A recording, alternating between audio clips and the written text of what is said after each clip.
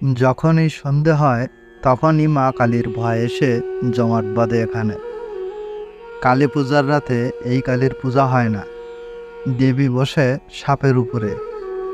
এই কালীকে নাকি ইংল্যান্ডে নিয়ে যেতে চেয়েছিলেন স্বয়ং হেস্টিংসও। একে পূজা করেছিলেন মহাভারতের জরাসন্ধ। শেষ পর্যন্ত কেমন করে বীরভূমে এলেন সেই দেবী? তার আগে আপনি কালী ভক্ত হলে চ্যানেলটি সাবস্ক্রাইব করে কমেন্টে জয় মা কালী লিখতে ভুলবেন না। দীপান্বিতা অমাবস্যার রাত, চারিদিকে কালী পুজোর ধুমধাম। কিন্তু আকালীপুর ব্রাহ্মণী নদীর তীরে গাছতলায় পঞ্চমুণ্ডির আসন আর পাশের কালী মন্দিরে তখন শ্মশানের নীরবতা। সন্ধ্যারতির পর মন্দির বন্ধ। আসলে এরপর ওই চত্বরে থাকার সাহস কারোর নেই। দিনে ভক্তদের ভিড় থাকলেও সন্ধ্যার পরে ঘটে অলৌকিক ঘটনা। মন্দির থেকে বেরিয়ে এসে ওই শ্মশানের মধ্যে ঘুরে বেড়ান মা গুজ্জকালী। কয়েকজন সাধক গোপন সাধনার সময় যার সাক্ষী হয়েছেন, এমনটাই শোনা যায় ওই এলাকায় মানুষদের থেকে। তার নামের মধ্যেই গুজ্জ অর্থাৎ গোপন কথাটি লুকিয়ে। বীরভূমের আকালীপুরের এই গুজ্জকালীর সামনে দাঁড়ালে অবাক না হয়ে উপায় নেই। দেবীর পায়ের তলায় শিবের অস্তিত্ব নেই, তার বদলে সাপের কুণ্ডলীর উপর ধ্যানাসনে বসে মা গুজ্জকালী। তার কোমরে আর হাতের কঙ্কণে ফনা তোলা সাপের অলঙ্কার। কানের দুল হয়ে ঝুলছে দুটো মানবদেহ। বড় বড় চোখ আর বিশাল জিভ বার করা এই ভয়ঙ্কর মূর্তির দিকে তাকালে দিনের বেলাতেই ভয়ের আবেশ তৈরি হয়। মূর্তির বাঁ দিকে রয়েছেন শিব। এই শিবের দেবী সন্তান হিসাবে পূজা পান। মহাকাল সংহিতা আর বিভিন্ন তন্ত্রে গুজ্জকালীর বর্ণনা মেলে, কিন্তু বাস্তবে ইহেন কালী মূর্তির শুধু বাংলা কেন, সারা ভারতেও খোঁজ মেলা ভার। কেমন করে এলো এই মূর্তি? শুধু পুরাণ নয়, গোষ্ঠী পাথরের এই বিশাল কালী মূর্তির সঙ্গে জড়িয়ে কিছু বিস্তৃত ইতিহাসের কাহিনী। সেখানে আছেন মহাভারতের জরাসন্ধ থেকে ব্রিটিশ বুড়োলাট ওয়ারেন হেস্টিংসও। সময়টা 1775। বারাণসীতে তখন হুলস্থুল। মহারাজ চৈত্য সিং এর উপাসনার কালী মূর্তি রাতারাতি উধাও। এমন জাগ্রত মূর্তি চুরি হওয়ায় নড়ে চড়ে বসেছেন ব্রিটিশও। হেস্টিংস স্বয়ং তখন কাশীতে। চৈত্য সিংয়ের বাড়িতেও তার যাতায়াত। রাজার কাছ থেকে মূর্তি হারানোয় হেস্টিংসের আস্ফালনেই যেন বেশি চোখে পড়েছিল। কিন্তু কেন? আসলে ওই মূর্তি সাহেবকে দেখিয়েই ভুল করেছিলেন চৈত্য সিংহ। সাহেবের চাহনি দেখেই বুঝতে পারেন ভুলটা। একদিন তো কথায় কথায় বলেই ফেললেন হেস্টিংস, এমন সুন্দর গোষ্ঠীপাথরের মূর্তির দাম প্রচুর।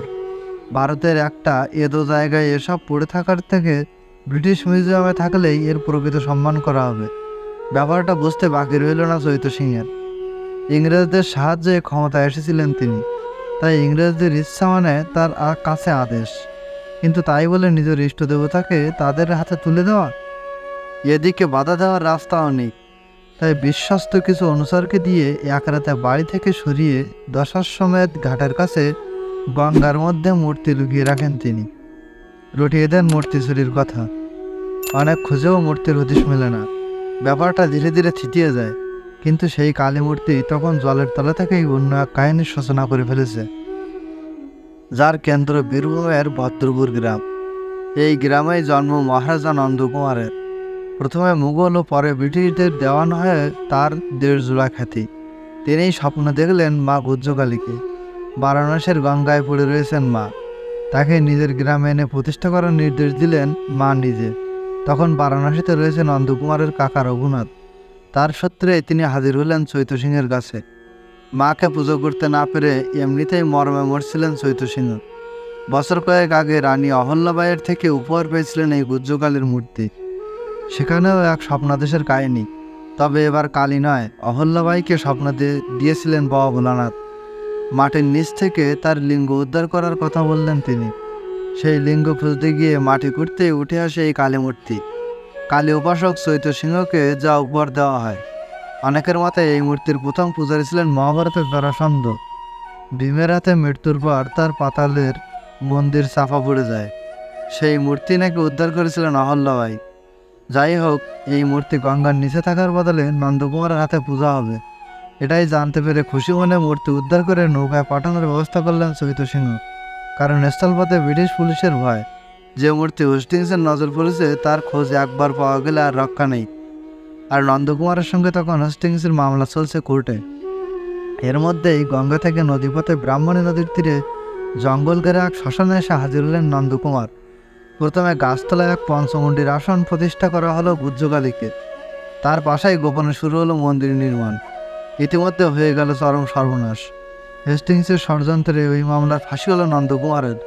মন্দিরের কাজ রয়ে গেল অসম্পূর্ণ। সেই আটকানো অসম্পূর্ণ মন্দিরেই প্রতিষ্ঠিত হলো গুজ্জকালী। কিন্তু তন্ত্রমতে এই কালীকে খোলা আকাশের নিচে রাখাই বিধান। বাস্তবেও অল্প দিনের মধ্যেই বাজ পড়ে ফাটল দেখা গেল মন্দিরে। সম্পূর্ণ না হলেও মায়ের ঘর হলো উন্মুক্ত। এই ফাটল মেরামতের কাজও নাকি পুরোহিতকে স্বপ্নাদেশ দিয়ে বন্ধ করিয়েছিলেন গুজ্জকালী। তেমন অবস্থাতেই আজও ইতিহাস, পুরাণ আর কিংবদন্তি কাহিনীতে মিলেমিশে অবস্থান করছে গুজ্জকালী। নিত্য সেবার সঙ্গে রটন্তী কালী পুজোর সময় বিশেষ পূজায় মেতে হতেন এই শ্মশান।